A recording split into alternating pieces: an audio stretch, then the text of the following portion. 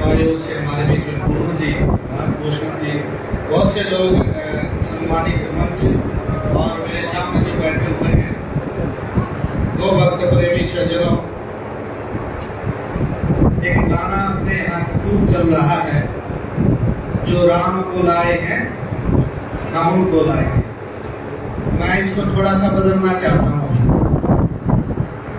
जिन देशभक्तों ने इस देश को आजाद कराने के लिए जो पीड़ा थी, भारत माता जो बेड़ियों से जकड़ी हुई, जिसको आजाद कराया जाए, और उस आजादी को मिलते ही एक ही संकल्प था, लाखों वीरों ने शहादत दी कि इस मेरी भारत माता के आंगन से गो हत्या का कलम मिटना चाहिए। परंतु हम आजाद हुए और आजादी का सुख भोग रहे हैं, और भारत के कोने कोने में गौ माता कट रही। मैं एक निवेदन आप सबके माध्यम से करना चाहता हूँ, और मैं समय समय पर निवेदन करता हूँ। आदरणीय मोदी जी से भी किया है, योगी जी से भी किया है। जैसे आचार्य आजाद जी ने कहा, अब तो अपनी ही सरकार है, अपना ही देश है। पाकिस्तान में जाकर के गो हत्या बंद होनी चाहिए, ऐसी कल्पना हमारे लिए कठिन हो सकती है, परंतु आज अपने ही देश में हम लोग गिड़गिड़ाए के गो हत्या बंद होनी चाहिए। इससे बड़ा कलंक हमारे माथे पर क्या हो सकता है? ताली बजाने की बात नहीं है। मैं तो एक निवेदन ये करना चाहता हूँ आप सबके माध्यम से। अब तो ये अवसर है, मस्जिद के माइक भी बाद में उतर सकते हैं, सारे कार्य बाद में हो सकते हैं, परंतु गो हत्या इस देश से बंद करने के लिए सबसे मुख्य और पहला कार्य है। यदि अपने रहते इस राम और कृष्ण के देश में पूर्व महापुरुषों ने कभी भी गो हत्या को स्वीकार नहीं किया, और आज अपने रहते हुए इस देश में जगह जगह गाड़ी पड़ रही। आप बांग्लादेश बॉर्डर पर जाइए, अपनी ही मिलिट्री, अपनी ही फौज है। 26,000 गायें बांग्लादेश बॉर्डर से छुड़वा करके मामूशाला में रख रहे, 1,500 पैसे। आप देखोगे आपको रोना आ जाएगा। आज इस गोरक्षक सम्मेलन में हमारे को मान सम्मान नहीं चाहिए, हमारे को एक ही चीज चाहिए इस देश से, वो हत्या। मैंने तो संकल्प लिया है,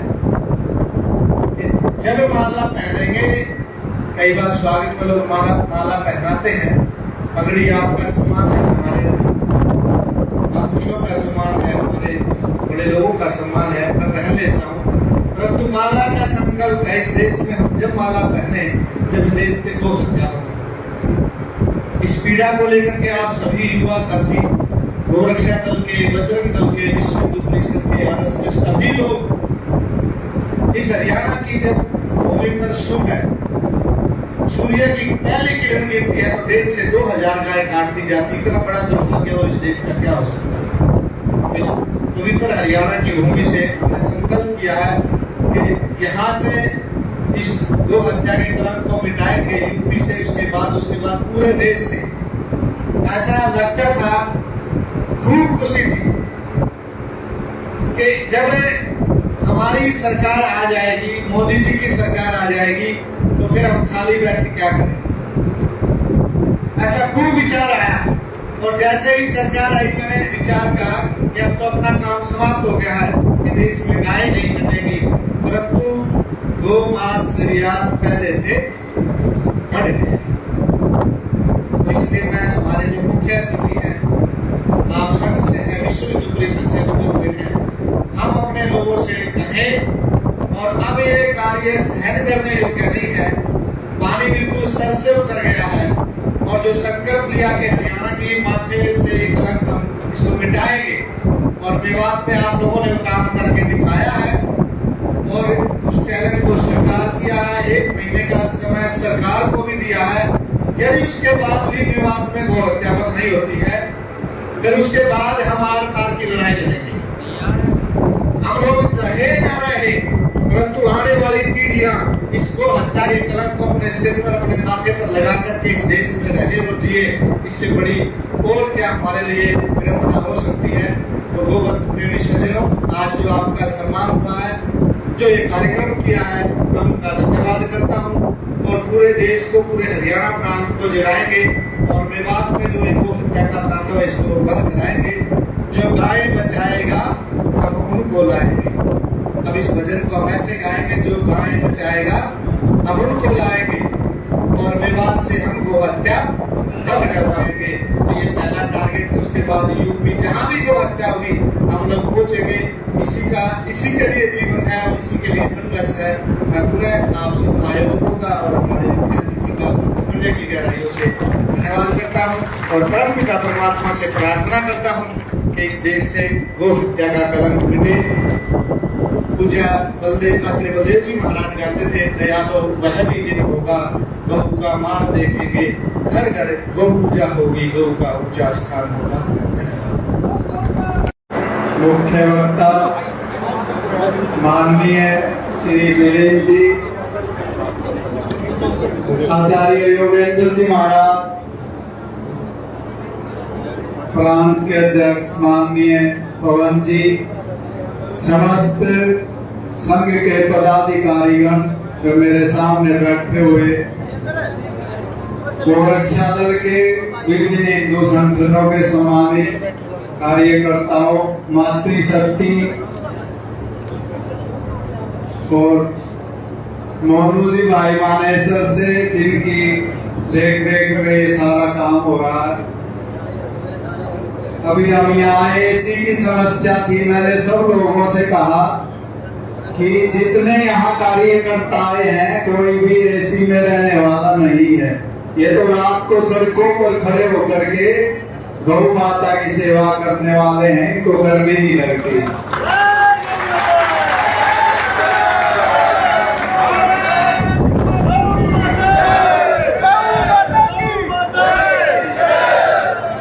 मैं भी आप सबको नमन करने के लिए इतनी दूर से आया हूं, क्योंकि ये कोई राजनीतिक कार्यक्रम नहीं है। ये गौ भक्तों का, देश भक्तों का, बजरंगियों का कार्यक्रम है। और मेरे सामने बैठे हुए जो जवान है वो थोड़ा बुजुर्ग हो गए हैं, बहुत से तो 20-25 वर्ष से मेरे साथ जुड़े हुए हैं। पूज्य आचार्य बलदेव जी के साथ जुड़े हुए हैं, गौ माता के निमित्त, भारत माता के निमित्त। लंबे आंदोलनों में आप सबकी भूमिका रही है। हो सकता मत से किसी का नाम ना आए, लेकिन मैं जीवन में कठोर सच्ची बात जरूर बताता हूँ। अगर आप दिखावे में काम नहीं करेंगे तो भी परमात्मा गौ माता अपने चरणों में आपको स्थान देगा। कई लोगों को ये रहता मेरा नाम नहीं आया, लेकिन ऐसा कुछ नहीं है, क्योंकि ज्यादातर लोगों को ये समझ नहीं आती। बहुत लोग मेरे को बोलते हैं अंतिम समय में कुछ नहीं जाता, वो गलत बोलते हैं। देखिए, जो हम कर्म करते हैं, जैसे आपके मोबाइल में चिप है, उसमें डाटा होता है, इसी तरह से हमारे शरीर में आत्मा है। जो भी हम कर्म करते हैं वो कर्म चिप के रूप में चिपक करके आत्मा के साथ जाता है और पुनर्जन्म होता है उसके साथ। इसलिए सदियों सदियों से गौ माता का पूजन हुआ है। चाहे भोलेनाथ जी हैं, नंदी की सवारी है, श्री राम जी का भी जन्म कामधेनु से हुआ। योगी राज श्री कृष्ण ने स्वयं नंगे पैरों गौ माता को चराया है। उन्हीं के क्षेत्र में, ब्रिज में, जिसको आज मेवात या मिनी पाकिस्तान कहेंगे, प्रतिदिन 1000 से 1500 गौ माता सूर्य उदय होने से पहले काट दी जाती हैं। देखिए, हम सब संघ से जुड़े हुए लोग हैं, संघ भी कोई अलग नहीं है। इस समय हमारी सरकार है। मैं माननीय संघ के पदाधिकारियों से निवेदन करूंगा कि देसी गाय चलता फिरता औषधालय है, मोदी जी हमारे हैं, योगी जी हमारे हैं। अब सबको प्रयास करके पूरे देश में जितनी भी गोचरान भूमि है उनको खाली करा के गौ माता को देना चाहिए। उसका हिस्सा देश से गौ हत्या बंद होनी चाहिए। देखिए, अपने के आगे नहीं कहेंगे और किसके आगे कहेंगे, और इससे अच्छा अवसर कब आएगा? अगर गौ माता की हत्या बंद हो जाएगी। मैं निश्चित रूप से कह सकता हूँ 32 वर्ष हम लोगों को हो गए हैं। कांग्रेस के राज में बहुत लाठियां खाई हैं, जेल की यातना सहन की है। लंबे समय तक हम सब ने मुकदमे ले लिया, अपनों को खोया। विक्रांत यादव जो 4 बहनों का अकेला भाई था, हमने खोया सामने। हम लोगों ने स्वयं उसकी अर्थी उठाई है।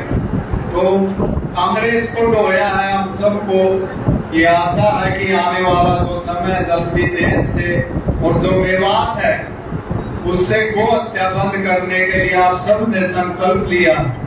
मेरे सामने युवा बच्चे बैठे हुए, मैं नाम लूंगा तो समय बहुत लग जाएगा। मैं आप सबके माता पिता को भी नमन करता हूँ जिसने इतनी अच्छी संतान को जन्म दिया।